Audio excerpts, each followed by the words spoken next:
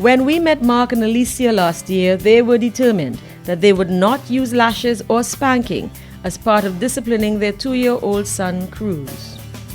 Well, when I was growing up, lashing was used as a part of discipline.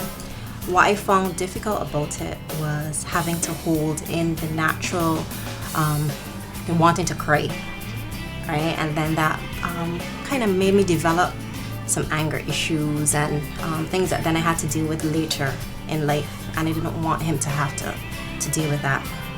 So that was what convinced me not to use lashing. Mark's decision was a little different. Mine, I basically wanted to try something different in terms of having him to understand if you have a conflict or a disagreement with someone, you can resolve it without hitting, basically using logic and talking and reasoning to solve a situation, and that was basically I wanted to try something different.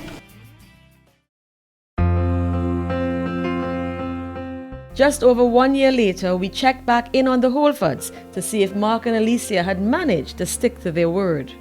Have you had to use corporal punishment on Cruz since we met? No. Not at all.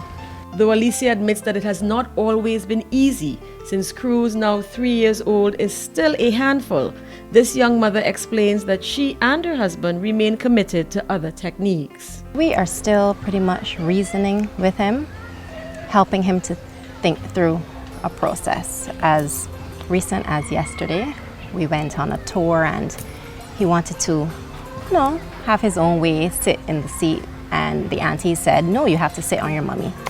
And no, I want to sit in the seat, no, I want to sit in the seat. And I said, you have two options. You sit on mommy or we get off this bus. So he still, was trying to get off my lap. And I said, no, well, let's get off the bus. So follow through. I got off.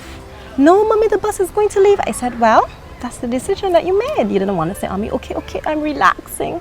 I will sit on you. So we got back in and he sat on me and we went on our way. There are times that it gets frustrating and you feel to, revert to what you know, right? The reflex is, the message goes from the brain to the hand, lash him, right? What works for me, I actually pray aloud, right? Over a tantrum. And he's bothered by that because he knows exactly what I am getting down to. So he gets bothered by that and that helps him to calm down.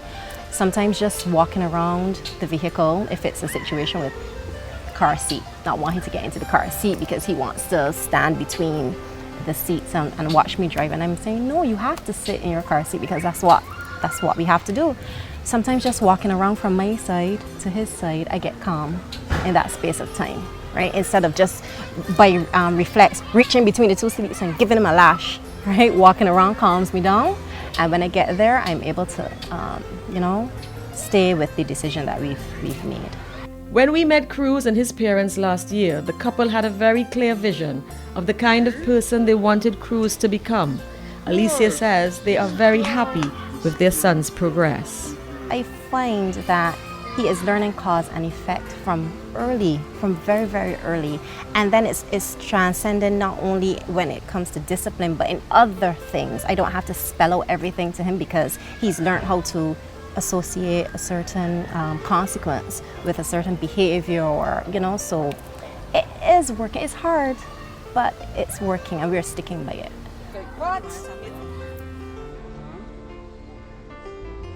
So after more than 3 years, Alicia and her husband Mark have disciplined their son without ever once hitting him, something that is definitely not the norm today in the Caribbean.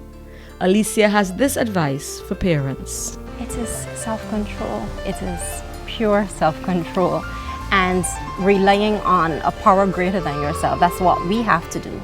And making a decision every day. Right? As I say, when I do verbalize it, when I am saying aloud and I am crying out for help, for him to recognize, mommy and daddy, we can't do this on our own. We really are asking for strength, not to make an irrational decision, not to do anything that would hurt him, not to do anything that would scar him. We know we can't keep him from all the scars of this world, but we don't want to be the ones that, we want our haven to be a safe place for him, and we don't want to give him a double message, and that's the reason why we stick at it every day. So it is making this decision and sticking by it, and I believe that's with everything in life, right? Not just discipline, right? So that's what keeps us.